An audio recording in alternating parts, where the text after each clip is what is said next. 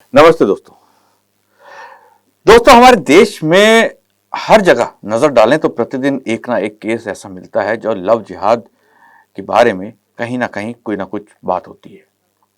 कहीं पता चलता है कि लव जिहाद के चक्कर में किसी लड़की की जान चली गई, तो कोई लड़की अपने माता पिता को छोड़कर लव जिहाद के चक्कर में किसी मुस्लिम समुदाय के लड़के के साथ भागी और उसके साथ कुछ ऐसा काम हुआ कि जो उसको लगा कि या तो उसने आत्महत्या कर ली या फिर उसका शारीरिक शोषण किया गया। तो इस तरह के बहुत सारे मामले हम लव जिहाद को लेकर आए दिन अखबारों में, समाचार पत्रों में, टेलीविजन पर देखते रहते हैं। आखिर ये लव जिहाद चल रहा है, सब जानते हैं। पहले कहा गया कि ये लव जिहाद नाम की कोई चीज नहीं, लेकिन आज ये जग जाहिर हो चुका है। ये बहुत सारे जो संगठन, इस्लामिक संगठन थे, उनकी स्ट्रेटेजी थी और स्ट्रेटेजी है। इनफैक्ट वो लोग इस चीज को आगे लेके चल रहे हैं। लेकिन क्या ये आज ही आरंभ हुआ कि हिंदू लड़कियों को बरगलाना, हिंदू लड़कों को बरगलाना, पुरुषों को बरगलाना और मुस्लिम समुदाय के अंदर लेके जाना और जो ना माने उसका कत्ल कर देना? जी हाँ, ये आज नहीं हुआ, ये बरसों पहले से होता चला आ रहा है। इसको समझा था शायद है हुतात्मा स्वामी श्रद्धानंद जी ने, जिन्होंने शुद्धि आंदोलन के नाम पर एक ऐसा आंदोलन शुरू किया जो पूरे भारत भर में जो ऐसे व्यक्ति थे जो बरगलाए गए या उनके पूर्वजों को जबर जबरदस्ती से इस्लाम धर्म स्वीकार कराया गया, उनको घर वापसी की गई शुद्धि के माध्यम से। लेकिन उनकी ये बात रास नहीं आई जमात जैसे संगठनों को और उन्होंने उनका कत्ल कर दिया। आज हम चर्चा कर रहे हैं मुद्दा जरूरी में कि महर्षि चर्चा कर रहे हैं इस मुद्दा जरूरी में कि स्वामी श्रद्धानंद जी द्वारा जो शुद्धि आंदोलन शुरू किया गया था, अगर इसको और लोग समर्थन देते तो क्या आज श्रद्धा जैसे कांड होते? श्रद्धा हत्याकांड होने से बच सकता था जब वर्षों पहले अगर स्वामी श्रद्धानंद जी की बातों पर लोगों ने यकीन करके उनका साथ दिया होता।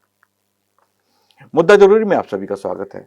आज हमारे साथ मौजूद हैं जाने माने अधिवक्ता और समाज कार्यकर्ता श्री नरेंद्र आहूजा जी। आहूजा जी, आपका बहुत बहुत स्वागत है हमारे इस कार्यक्रम में। धन्यवाद, आभार। आहूजा जी, स्वामी श्रद्धानंद जी द्वारा शुद्धि आंदोलन चलाया गया, उसमें बहुत सारे लोगों ने उन जो अपना मत परिवर्तन करके हिंदू धर्म की ओर वापस लौट के आए, शुद्धि हुई। लेकिन बहुत सारे राजनेता उस समय के भी थे, उस समय के लोग बहुत सारे ऐसे थे जिन्होंने उनका विरोध करना आरंभ कर दिया, लेख लिखने आरंभ कर दिए और अंततः कुछ संगठनों ने, इस्लामिक संगठनों ने मिलकर साजिश रच के उनकी हत्या की। लेकिन आज हम देखते हैं गुड़गांव में जो हाल ही में श्रद्धा नामक जिस लड़की का कत्ल हुआ, टुकड़े टुकड़े करके उसको फेंक दिया गया, आज भी उसकी लाश नहीं मिली। तो क्या आपको लगता है कि अगर स्वामी श्रद्धानंद जी का उस समय लोगों ने साथ दिया होता, शुद्धि आंदोलन को उस समय लोगों ने रुकने ना दिया होता या स्लो ना होने दिया होता, धीमा ना होने दिया होता, तो आज ये श्रद्धा हत्याकांड जैसी चीजें आज सामने ना आती? श्रद्धा जैसे लोगों को पता होता, लड़कियों को पता होता कि उनके साथ क्या हो रहा है और क्या होगा। आपके इसमें क्या राय? देखिए अमित जी, आपने बिल्कुल सही कहा कि यदि बीमारी को जन्म लेने से पूर्व ही उसका निदान कर दिया गया होता, उस समय जब स्वामी श्रद्धानंद जी महाराज, अमर हुतात्मा, क्रांतदर्शी महर्षि देव दयानंद के मानस पुत्र हमें जिन्हें कह सकते हैं, और शुद्धि आंदोलन के प्रणेता स्वामी श्रद्धानंद जी ने जब शुद्धि आंदोलन चलाया और घर वापसी करवानी प्रारंभ की, उन लोगों की जो अपना मत परिवर्तित करते हुए मुस्लिम धर्म में चले गए थे, जो वापिस आना चाहते थे, क्योंकि उस घर में जाकर के, उस स्थान पर जाकर के उन्हें पता लग चुका था कि वह स्थान उनके लिए उचित नहीं है और उसकी मान्यताएं कोई एक इंसानियत की या मानवता की मान्यताएं नहीं हैं, वह काफिरों के वध की बात करते हैं, आदि आदि। और उसके बाद जब उन्होंने स्वेच्छा से मत परिवर्तित करते हुए पुनः घर वापसी का कार्य प्रारंभ किया, तो एक उस समय के समाज में और उस समय की राजनीति में एक भूचाल आ गया, एक भूकंप आ गया, क्योंकि सभी को यह लगने लगा कि यदि सत्य सिद्धांतों को प्रतिपादित करते हुए इतने निर्भीक, निष्पक्ष सन्यासी, जो कि स्वामी दयानंद जी के मानस पुत्र हैं, जो कि शुद्धि आंदोलन के प्रणेता हैं, जिन्होंने कि गुरुकुल स्थापित किए स्थान स्थान पर, जो सत्य सनातन वैदिक धर्म का प्रचार कर रहे हैं और सत्य सिद्धांतों से आकर्षित होते हुए जब परिवर्तित हो चुके, मुस्लिम बन चुके लोग वापिस अपने धर्म में, अर्थात सत्य सनातन वैदिक धर्म में, हिंदू धर्म में, आर्य मान्यताओं में वापिस आ जाएंगे, तो उस समय लोगों को लगा कि शायद हमारी तो राजनीति ही समाप्त हो जाएगी, या हमारा तो जो उस समय वह पाकिस्तान मांगने की एक मांग को प्रारंभ कर चुके थे मुस्लिम लीग और जमात इत्यादि, तो उस समय उन्हें लगा कि ये तो आधार ही हमारा खत्म हो जाएगा। तो उस समय कुछ दो प्रकार के लोगों ने, एक तो आपने कहा कि जमात आदि मुस्लिम लीग के लोगों ने उसका विरोध प्रारंभ किया, लेकिन एक और प्रकार के लोग थे जिन्हें हम कह सकते हैं कि वह धर्म निरपेक्ष स्वयं को कहते थे। मुझे इस शब्द पर सदैव आपत्ति रही है। धर्म से जो निरपेक्ष हो जाए, अर्थात यदि कोई व्यक्ति अपने धर्म को ही धारण करने से इनकार कर दे, तो वह शेष नहीं रहता है, वह समाप्त हो जाता है। क्यों? धर्म क्या है? जिन गुणों को हम धारण करते हैं और जिन गुणों के कारण हमारी सत्ता का बोध होता है, जैसे मनुष्य का धर्म है मनुष्यता, आर्य का धर्म है आर्यत्व, अर्थात श्रेष्ठ गुणों को धारण करना। यदि हम अपने धर्म को मार देंगे, अर्थात उन गुणों को धारण नहीं करेंगे, तो मरा हुआ धर्म हमें मार देगा। क्या कहा गया था? धर्म एव हतो हन्ति, धर्मो रक्षति रक्षितः। यदि हम अपने धर्म की रक्षा करते हैं, तो हमारे द्वारा रक्षित धर्म हमारी रक्षा करता है, और यदि हम अपने धर्म को मार देते हैं, तो वह मरा हुआ धर्म हमें मार देता है। एक छोटा सा उदाहरण देता हूं। यज्ञ करते हैं, अग्नि प्रज्वलित होती है, अग्नि का धर्म है उष्णता और ऊर्ध्वगामी होकर के ऊपर की ओर बढ़ना, लेकिन जब वह उष्णता, जलाना, ताप देना समाप्त हो जाता है, तो वह अग्नि थोड़ी देर बाद हम यज्ञ कुंड को जाकर के देखते हैं तो वह राख में परिवर्तित हो जाती है। तो अग्नि के उष्णता धर्म के छोड़ते ही, अपनी ऊर्जा के छोड़ते ही, अपनी जलाने की शक्ति के छोड़ते ही, उसके मरे हुए धर्म ने उसे मार दिया और वह राख में परिवर्तित हो गई। ठीक इसी प्रकार जिस दिन हम अपना सत्य सनातन वैदिक धर्म के सिद्धांतों का त्याग करते हुए किन्हीं कारणों से, लालच, भय या शंका आदि से यदि हम अपना मत परिवर्तित कर लेते हैं, उसी दिन हम मर जाते हैं और हमारे भीतर कुछ भी शेष नहीं रहता। यदि स्वामी श्रद्धानंद जी महाराज रहे होते, जमाने ने उनकी बात को माना होता, इन उदारवादी कहने वाले धर्मनिरपेक्ष और कट्टरवादी मुस्लिम लीग के लोगों ने उनका विरोध ना किया होता, और एक मधांत, मैं कहूंगा एक बिल्कुल जिसको हत्यारे ने उनकी निर्मम हत्या ना कर दी होती, वह भी एक झूठ बोल करके कि मैं धर्म परिवर्तन करना चाहता हूं और आपसे कुछ शंका निवारण करना है, ये कह करके उसने उनके पास चर्चा के लिए वह आया था, और स्वामी श्रद्धानंद जी ने उसको चर्चा का समय दिया और उसने हत्या कर दी। यदि ऐसा ना हुआ होता तो शायद आज ऐसी स्थिति ना होती। मैं तो एक कदम आगे और बढ़ जी। करके कहूंगा कि स्वामी श्रद्धानंद जी महाराज ने इतनी तेजी से जो ये कार्य प्रारंभ किया था घर वापसी का, हिंदू धर्म में पुनः परिवर्तित करते हुए उन्हें वापस लाने का, तो शायद पाकिस्तान भी ना बना होता। और जब ये सब ना हुआ होता तो श्रद्धा जैसी मासूम लड़कियों को इस्लामिक दरिंदों का शिकार होकर के 35 टुकड़ों में कट करके इधर उधर बिखर ना जाना पड़ता। मैं मानता हूं कि इसमें श्रद्धा की भी कमी है, हमारी कमी है कि हम अपनी बच्चियों को संस्कार नहीं दे पा रहे हैं।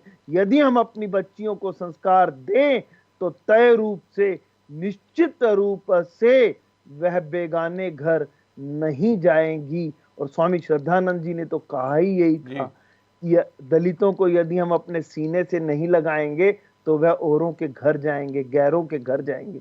जी अमित जी। जी, बिल्कुल आपने सही कहा कि हम एक तो अपनी युवा पीढ़ी को उस प्रकार से नहीं बना पा रहे, उनके दिलों में, उनके मस्तिष्क में हम वो विचारधारा पैदा ही नहीं कर पा रहे हैं कि ये जो करने जा रहे हैं धर्मनिरपेक्षता के नाम पर, जो एक धर्मनिरपेक्षता की बात आज हमारे देश में बहुत सारे लोग, राजनीतिज्ञ सबसे अधिक इस बात को लेकर फैलाना का प्रयास करते हैं। उसके बाद बहुत सारे अपने आप को थिंक टैंक कहते हैं, एजुकेशनिस्ट कहते हैं, शिक्षा नीति के अंदर ये सब चीज़ें डाल दी गई हैं कि धर्मनिरपेक्षता की बात। लेकिन हम अगर वर्तमान की स्थिति को देखें, हाल के अगर हम 15 या 20 साल को भी अगर हम सोचने का प्रयास करें तो कहीं भी ऐसी घटना हमें दिखाई नहीं देती कि किसी मुस्लिम लड़की को की शादी हुई हो हिंदू में और हिंदू के साथ विवाह होने के बाद जो है उसकी हत्या कर दी गई हो। इस तरह की कहीं घटना दिखाई या सुनाई नहीं देती। लेकिन श्रद्धा का जो अभी मामला हत्या का जो आया है, एक विभत्स हत्याकांड है ये, तो इस तरह की घटनाएं आम तौर पर हमें तब दिखाई देती हैं जब लड़की हिंदू समुदाय से होती है और लड़का मुस्लिम से होता है। तो ये चीज़ें जो स्वामी श्रद्धानंद जी ने उस समय कहा था कि इस चीज़ का खतरा हो सकता है कि ये एक साजिश के तहत हिंदुओं को कन्वर्ट करने का प्रयास किया जा रहा है और हमें उसे रोकना है, उसे बंद करना है। और जहाँ तक ओझा जी मुझे याद है, शायद उन्होंने ये भी कहा था कांग्रेस के अधिवेशन में कि हमें जो है हिंदुओं को कन्वर्ट करना है। तो कुछ नेताओं ने, जिसमें महात्मा गांधी भी थे, उन्होंने कहा था कि हिंदुओं का जो आप ये शुद्धि आंदोलन है ये नहीं करना चाहिए, रोक देना चाहिए। तो उन्होंने कहा था कि क्या आप मुझसे बात कह रहे हैं तो मुस्लिम जो नेता हैं या जो मुस्लिम मौलाना हैं उनको आप ये बात कह सकते हैं। तो ये सब चीज़ें वहाँ पे बहस चल रही थी उस स्तर पर। आज भी हम देखते हैं कि हम धर्मनिरपेक्षता का चोला ओढ़ने की बात करते हैं, कुछ घटना घटती है तो बहुत सारा जो वर्ग हमारे आसपास है, आसपास लोग, वो धर्मनिरपेक्षता की बात करते हैं, वो सहिष्णुता की बात करते हैं। तो क्या आपको लगता है कि हिंदू समुदाय के अंदर आज शिथिलता आ गई है, उसमें वो कमी आ गई है कि वो खड़ा नहीं हो पा रहा, वो सोच ही नहीं पा रहा है कि उसके साथ क्या होने जा रहा है? देखिए अमित जी, ये ऊर्जा की कमी की जहां तक बात है हिंदू समुदाय के अंदर, ये तो स्पष्ट रूप से दिखाई पड़ती है। अन्यथा बहुसंख्यक होते हुए भी, और एक जब दो धर्म के आधार पर दो देश बने, दो धर्मों के आधार पर दो राष्ट्र विभाजित किए गए, उस समय अंग्रेजों द्वारा मुस्लिम लीग की उस मांग पर जब महात्मा गांधी ने कहा था कि पाकिस्तान बनेगा तो मेरी लाश पर बनेगा, वह जीवित थे जब पाकिस्तान बन गया और बहुत बड़ा आबादियों का स्थानांतरण हुआ। और उधर से इधर आने वाले जो हिंदू थे, आर्य जाति के लोग थे, उन्हें अत्याचार सहने पड़े और यहाँ उन लोगों को रोक लिया गया।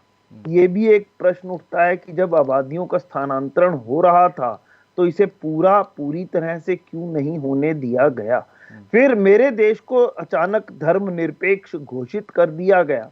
धर्मनिरपेक्ष की परिभाषा भी नहीं दी गई, सेक्युलर कह दिया गया, जिसका मैंने आपको पहले ही बतलाया उदाहरण सहित, उन्हें नहीं दोहराऊंगा। लेकिन एक वाक्य अवश्य कहूंगा कि ये धर्मनिरपेक्षता शब्द ही गलत है। यदि होना चाहिए था तो सर्वधर्म समभाव हो सकता था, अर्थात सभी धर्मों के लिए समान दृष्टि राज्य की होनी चाहिए। अर्थात मेरे देश के अंदर एक यूनिफॉर्म सिविल कोड होना चाहिए, ऐसा होना चाहिए। हिंदुओं के लिए हिंदू कोड बिल लाया गया, हिंदू लॉज लाए गए, मुस्लिमों के लिए तो नहीं लाया गया। मुस्लिम तो जिस समय शादी करता है, लव जिहाद शब्द बार बार आपने प्रयोग किया है, इसे कहते क्या है, क्यों ऐसा होता है?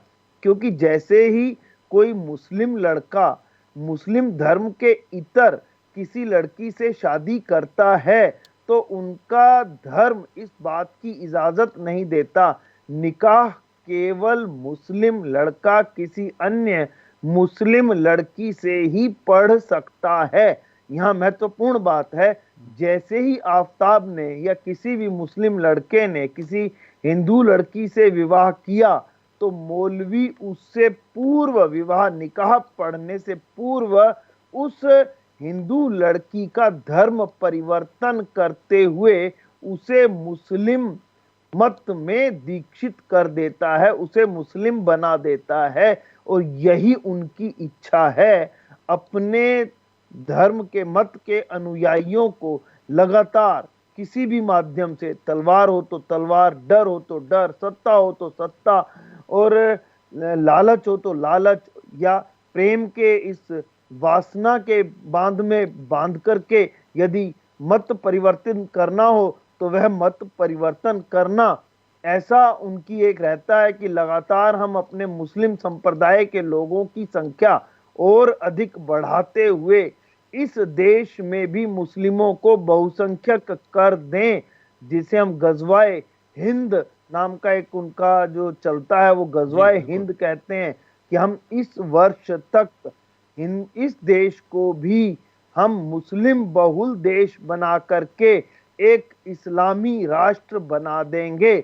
ऐसी उनकी दूरगामी सोच है और उसी सोच पर कार्य करते हुए उसका एक तरीका हिंदू भोली भाली लड़कियों को फंसा करके अपने वासना के जाल में फंसाते हुए, जैसे पक्षियों को पिंजरे में कैद करते हैं वैसे कैद करते हुए अपने मत के लोगों की संख्या को निरंतर बढ़ाते चले जाना। और फिर जब वो लड़कियां असलियत जानती हैं, समझती हैं, तो उस पिंजरे में ही तड़प करके अपनी जान दे देती हैं, क्योंकि उसमें आने का रास्ता तो है, उसमें से निकलने का रास्ता शायद आज भी नहीं है, और बहुत आसान तो बिल्कुल ही नहीं है। लेकिन इसके लिए अब आवश्यक है कि समाज में जागृति हो। यहाँ जब समाज में जागृति की बात करता हूं तो एक बात कहते हैं कि आर्य समाज जागेगा तो हिंदू समाज उठेगा, आर्य समाज दौड़ेगा तो हिंदू समाज चलेगा, यदि आर्य समाज सो गया तो हिंदू समाज तो मृत प्राय हो जाएगा, क्योंकि आर्यों ने ही सबसे पहले शुद्धिकरण का रास्ता दिखाया। वरना कश्मीर में क्या हुआ था, जब महाराजा गुलाब सिंह के पास मुस्लिम इकट्ठे होकर के गए कि हम अपने घर वापिस आना चाहते हैं, तो उस समय के कश्मीरी पंडितों ने मना कर दिया कि ना ना ना ना, ऐसा कुफ्र मत करना, ये तो एक बहुत बड़ा पाप हो जाएगा, और यदि आपने ऐसा किया तो हम सभी झेलम में कूद करके अपनी जान दे देंगे। तो गुलाब सिंह ने उनका मत परिवर्तन करवाने से इनकार कर दिया। काश उस समय स्वामी श्रद्धानंद जैसे कुछ लोग वहां होते और उनकी घर वापसी का रास्ता उन्हें दिखाते, तो शायद कश्मीर की समस्या भी आज पैदा ना हुई होती, जो इतने विभत्स और गंभीर रूप में और आतंकवाद की एक बहुत बड़ी समस्या कश्मीर की समस्या बन चुकी है। जी, आपने सही कहा कि स्वामी श्रद्धानंद ने जो रास्ता हमारे को दिखाया, हालांकि बहुत लोगों ने उसका विरोध किया, लेकिन वास्तविकता यही थी कि आर्य समाज और स्वामी श्रद्धानंद जी द्वारा जो रास्ता उस समय एक विचारधारा और एक आंदोलन जो आरंभ किया गया था, आज दोबारा से उस आंदोलन, उस विचारधारा को तेज करने की आवश्यकता है। नहीं तो हमारी जो भविष्य की पीढ़ियां हैं वो उन्हें पता ही नहीं होगा कि वो किस मत से थी वो, क्योंकि उनके पास जो ये धर्मनिरपेक्षता की जो बात की गई अभी आहूजा जी द्वारा, वो उसी विचारधारा के होंगे। लेकिन अगर हम उन्हें बताएंगे कि हमारी सनातन सभ्यता, हमारी जो ये एक सभ्यता इतनी ज़्यादा प्रॉस्परस थी, इतनी ज़्यादा इसमें वेदों के बारे में बताएंगे, उनको हम वेदों के ज्ञान के बारे में बताएंगे, हम उनको अपनी चीज़ों के बारे में बताएंगे, तो वो जानेंगे कि वास्तविकता क्या है हमारे सनातन धर्म हिंदू समाज की। नहीं तो बहुत आसानी से बरगलाया जाता है। और ये लव जिहाद के चक्रों में और इसके अलावा बहुत सारी चीज़ें हैं। अब आप कहेंगे कि बहुत सारे मुस्लिम जो हैं वो हिंदू जो है मुस्लिम बन जाते हैं, तो वो कहाँ लव जिहाद। लेकिन इसके अंदर भी हम देखते हैं कि बहुत सारी उनको लालच दिया जाता है। तो ये सब चीज़ें आम तौर पर होती हैं। तो और इन सब से लड़ने के लिए शुद्धि आंदोलन स्वामी श्रद्धानंद जी ने शुरू किया था। तो काश जिस प्रकार की आज चर्चा हुई, अगर आज स्वामी श्रद्धानंद जी या उनके जैसे ही विचारधारा के लोग होते, तो शायद ये श्रद्धा आज मर्डर केस ना होता, इस तरह की चीजें ना होती। तो नरेंद्र आहूजा जी, आप हमारे साथ आज जुड़े इस कार्यक्रम में, आपने काफी विस्तार से चीजों को बताया। आपका बहुत बहुत धन्यवाद जुड़ने के लिए। दोस्तों, कल फिर धन्यवाद। मुलाकात होगी एक नए विषय और एक नए मुद्दे के साथ। आज मुझे आज्ञा दीजिए। नमस्ते।